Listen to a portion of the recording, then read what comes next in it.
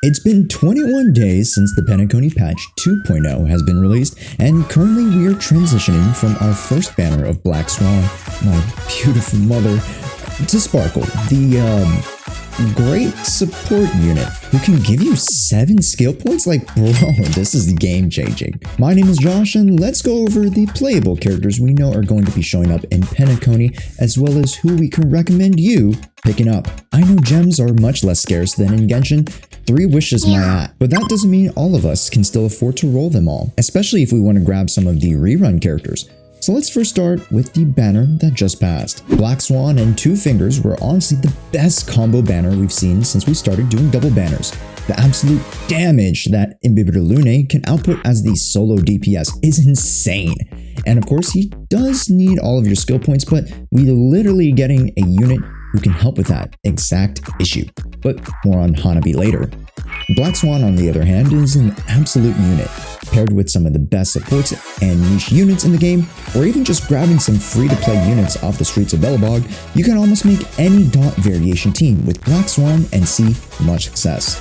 Does Black Swan move the needle in terms of being an overpowered unit? I would say no. And to the average player, the layman, she won't be doing a crazy lot of damage until you have a good amount of investment on her, as she can be quite difficult to build. So why don't we add in a tier list here, and let's put her down in the A- to B+ range. Next is Sparkle. Now, if you were to tell me that there was a buffer that could increase skill point total and increase crit damage of your party mates, I'd say sign me up. There are some limitations to the character, like only increasing crit damage versus increasing overall damage with her skill, but don't let that little nuance deter you from the fact that Sparkle, much like her spit game, can absolutely help her DPS units demolish the opposition. The talent and ultimate alone are honestly some of the most outrageous stuff we've seen, and rivals the contributions of Ranming and Bronya alike. I love my Harmony units. One crazy plant lady who has no empathy, and the other a mudslinging koi pond diver. Like, how are these characters harmonious in any way? After Sparkle, we already know from the drip marketing we are receiving the multiversal form of Raiden Mei and him. Ladies, please, calm down.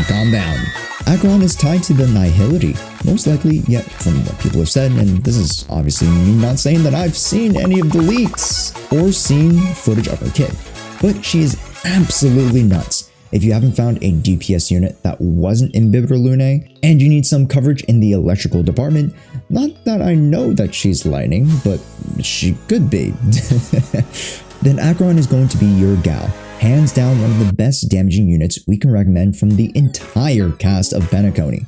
Also, if you are a lore nut and a person of high intellect and neural activation, Acheron does not slouch in either department, and we still have yet to see what her involvement is within the latter parts of the Trailblaze Penacony story. Obviously, her kit in specifics has a lot tied to her lore and thus the story, so I'll spare everyone of spoilers, but just know that she is one of our definite overall pulls, at least according to me. Then moving on to Adventurer on the Train, Aventurine is quite interesting, and from his kit descriptions that I've also not read, he seems to be able to protect your units in a very RNG based way.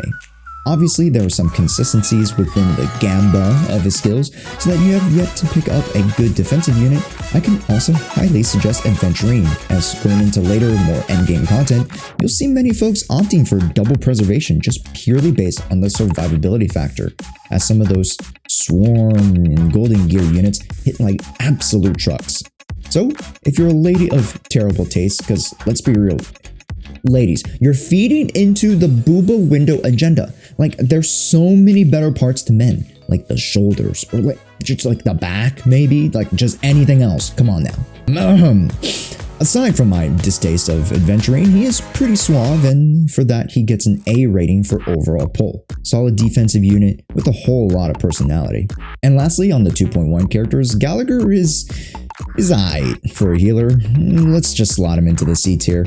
unless you really need that stubble.